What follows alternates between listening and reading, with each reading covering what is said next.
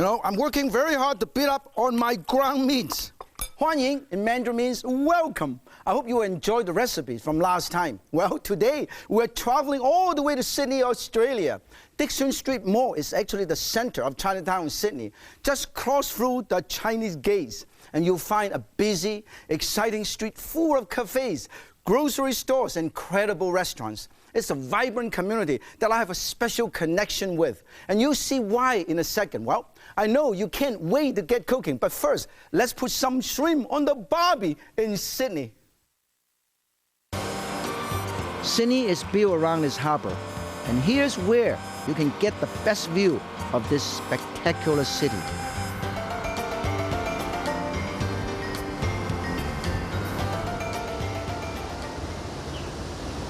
In the middle of this shining modern city, and right at the edge of Sydney Chinatown, is the Chinese Garden of Friendship. It was designed by Sydney's Chinese sister city, Guangzhou, where I was born. This is the perfect escape from the 21st century, and it symbolized the bond established between the Chinese and Australian people.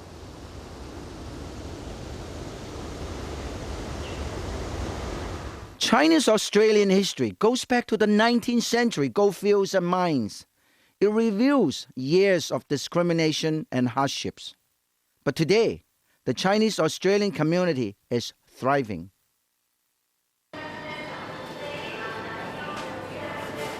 As you can see from the supermarket shelves, Chinese and Asian food get plenty of attention here. Kim Huang is a third-generation Chinese-Australian farmer who supplies many of Sydney's supermarkets with fresh Asian produce. Daikon, ginger, chilies, Chinese cabbage, bok choy, baby bok choy, bitter melon, and Chinese garlic chives. Look at the variety. This looked like they were picked just this morning. This is Dixon Street in Sydney, Chinatown, and I'm getting another chance to get back into the kitchen and learn something from Chef Ma of Fulin Restaurant. Fresh cut, raw cut, gotta be fresh. For the Chinese chef, Chef Ma, he's gonna show us how to do chrysanthemum fish. 1, 2, and 3 slices, okay?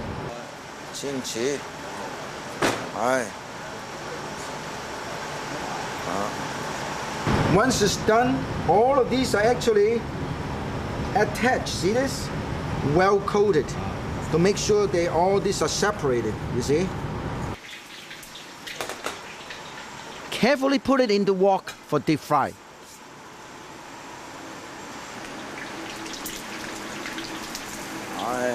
And look at the 3-dimensional work of art. Chrysanthemum fish, ready for the sweet and sour sauce. Everything on the plate is edible. Absolutely amazing. And here's another artistic dish. Prawn birds in a nest. They say that a bird in hand is better than 2 in the bush. I think nothing beats lots of these birds on my plate. Look at how they make these little birds from prawns and a bit of mushroom. Look at that, another bird.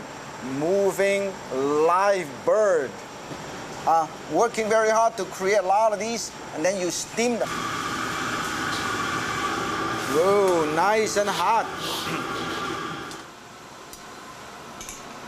Each bird now gets placed in the nets and topped with sauce. So beautiful. Where I grew up, Chiuzhou braised duck is a great delicacy. The secret is in this pot of master sauce. It looks like the master sauce has made it all the way to Australia. Ooh. Look at this. The duck actually shrink. Look at this. Famous Chiuzhou braised duck. Chef Ma has a real artistic eye when it comes to presentation. In the old days, we served this up plainly, maybe with a side dish of boiled peanuts. But Chef Ma can really dress it up. Sliced tofu, some greens, carrot and tomato, and the sauce.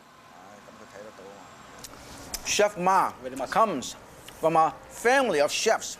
Mr. Ma is master chef right here, and his other 3 brothers are also master chef in Sydney, Australia. So all 4 master chefs in the family.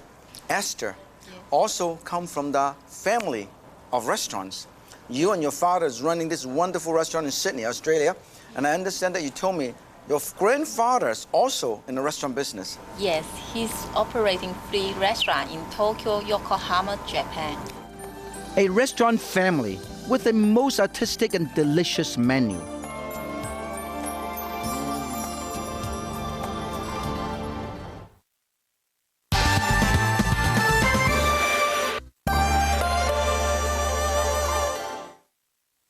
Salt and pepper for both. Tiny bit of salt, tiny bit of pepper, and also cornstarch to make your seasoning nice and binding. And in this ground chicken or turkey, pimento, green onion, garlic, and ginger, okay? Just enough. And put it right here. Mix them all up with tiny bit of egg wash.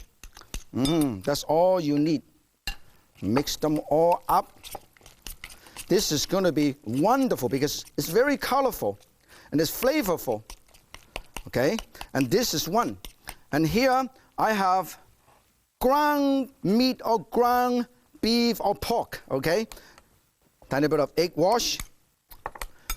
Some chopped pine nuts or macadamia nut, green onion, and chopped cilantro. Now, I want to show you quickly. One of the best way and the easy way to clean your vegetable is you have one of these, you just squeeze it in and clean it up. This is the best way to clean your vegetable. Wonderful. And then we chop some of these and put it also over here, mix it well. Now, if you make the meatball right now, it's a little bit soft, it's hard to handle. So what I would like to show you is put all of these together and cover this up. This way, you can put in the fridge. Okay? Cover this up.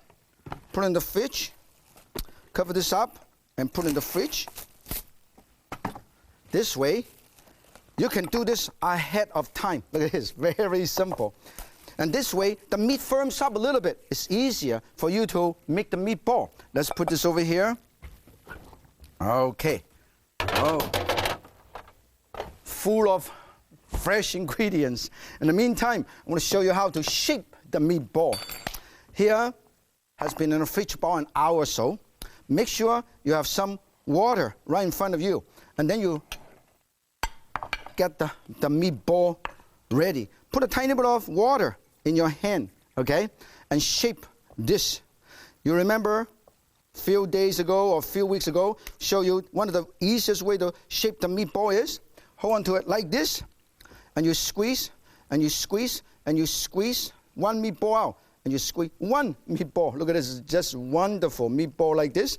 And you squeeze it, and squeeze it, and you squeeze, and you turn around, and another meatball like that. This is another meatball. This is how beautiful this is. A perfect meatball. You do the same thing with this, okay? This is the turkey, okay? The turkey. Squeeze, squeeze, squeeze, squeeze. One meatball like this. Put it right here. And you squeeze, and you squeeze, squeeze, and you squeeze another meatball like this. Now, when this is all nice and done, you're going to clean up your hand. Always remember to clean up your hand, okay? Oh, very, very easy. Make sure nice and clean, okay? And then you roll this for the chicken or the turkey. You roll it right here. You roll it in the sesame seed. Roll it, roll it. Let the ball rolling. Look at that. And then we are ready to fry the ball, okay? Clean it up. Make sure always nice and clean. And then we take all these balls over here and deep fry the ball. First, we put this in. Whoa, don't slam down, okay? Slide it in like that. This is safer. Whoa, look at this. And then you put the other ball right over here. Look at this. 1, 2, 3. So this way, you can easily take them out. Look at that. Look at this. Very easy. This way you don't get all mixed up. Okay? In the meantime, while you're deep frying this, you make your sweet and sour sauce. Use 1 portion of water or broth, 1 portion of vinegar, turn it high, and 1 portion of ketchup. So 1, okay? And then also 1 portion of sugar. Look at this. And if you want to make it nice and exciting, put a tiny bit of crushed chili, fiery, and some plum sauce, if you happen to have some plum sauce. You see, bring it to a boil, and then you thicken this up with cornstarch solution. 1 portion of cornstarch to about 2 to 3 portions of water. You see this? Beautiful. Very nice. When this is nice and done, you take the sesame seed ball. Look at it, nice and golden brown. Look at how beautiful this is. This is sesame seed ball. This is wonderful ground ball. Make sure they are separated, okay? You don't want to have a giant meatball. You want to have individual balls. This is, look at this, beautiful, nice sesame seed ball. This is nice beef ball. I'm going to show you how beautiful this is to present this dish, okay? In the meantime, this is nice and done. For those of you who love chili, hey, why not? Tiny bit of soy sauce, give that nice rich color, and this is done. And then we put the sesame seed ball on this side because it's so beautiful. Look at that, the sesame seed ball on this side, and this ball on the other side. Look at that, beautiful. And then next is the soy flavor, sweet and sour sauce, fiery. And then we put this right over here. This is the best way to do it. Put in the last minute, okay? Just enough to coat it. Just enough to coat this, okay? Beautiful. Now, what you have here is a beautiful double fortune meatballs with fiery, sweet and sour sauce.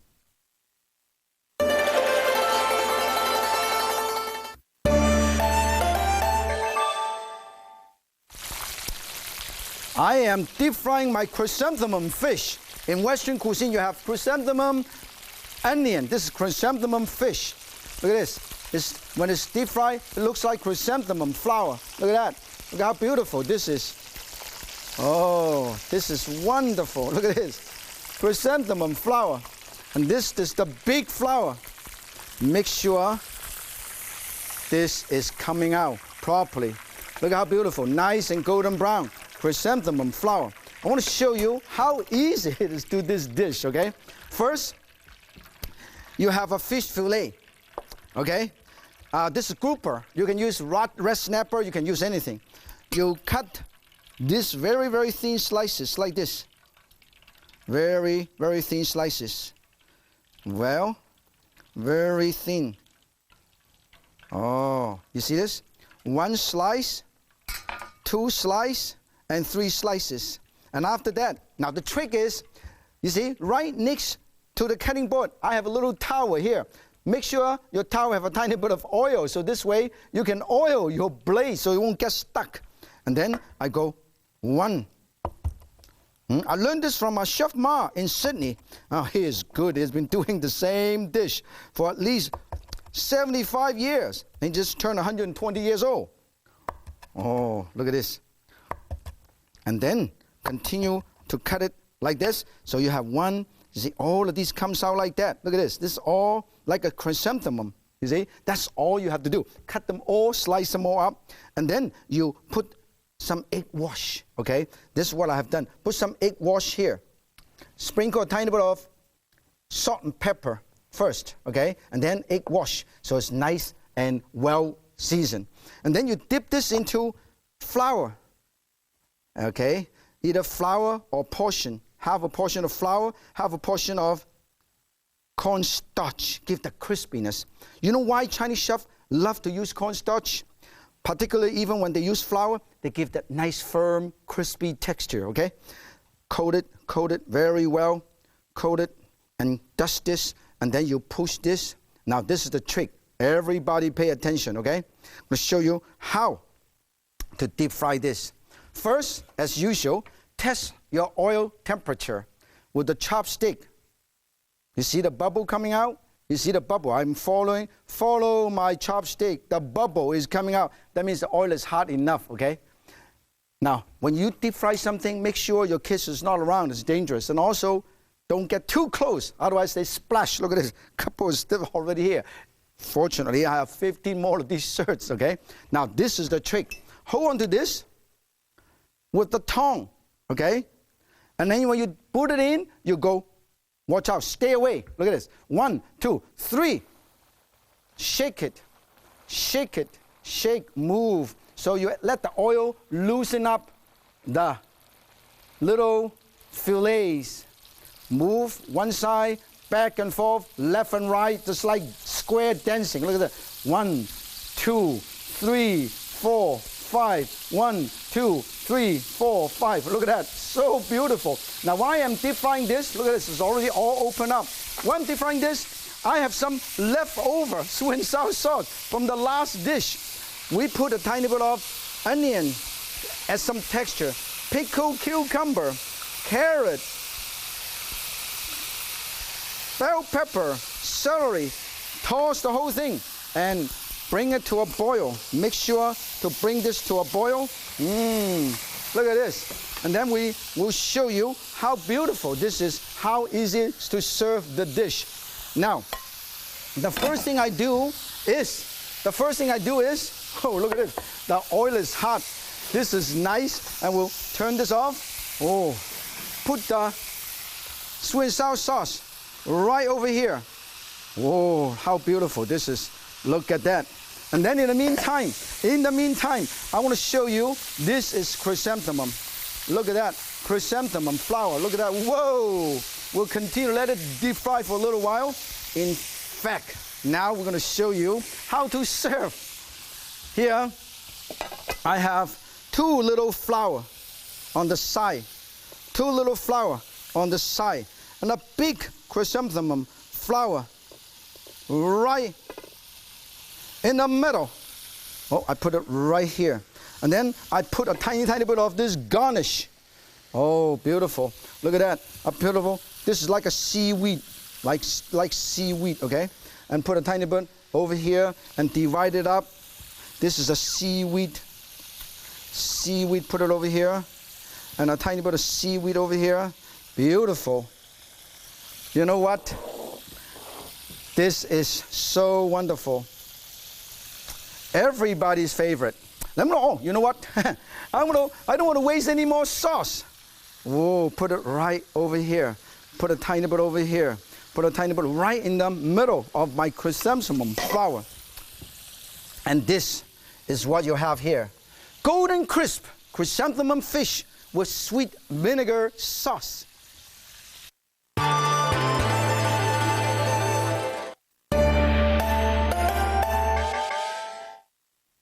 I am stuffing my shrimp.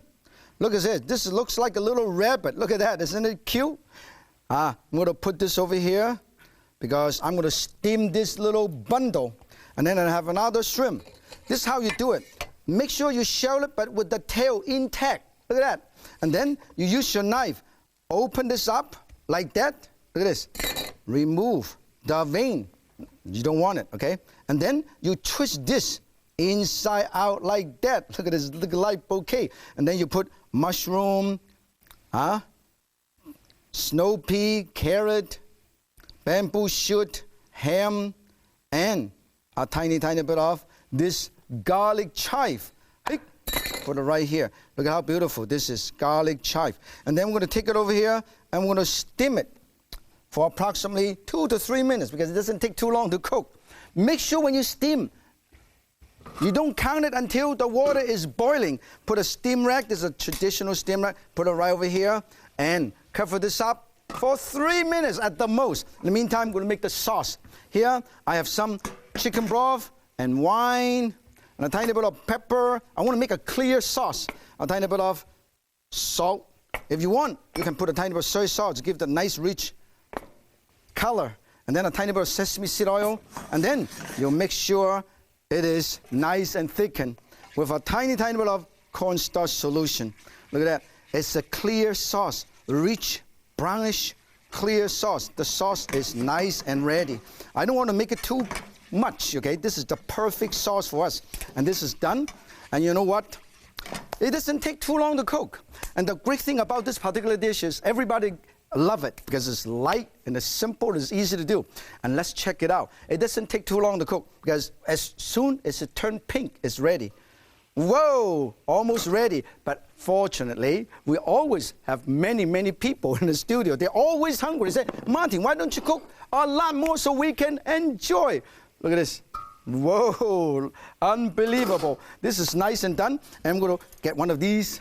Whoa, little tong, Chinese tong. Shut it off. And you put it over here. And you make sure you put the sauce right on top. Beautiful. Look at this. Look at the beautiful sauce. Very nice. You see this? It's a beautiful dish. And make sure you have enough sauce right in the middle so the guests can dip it in.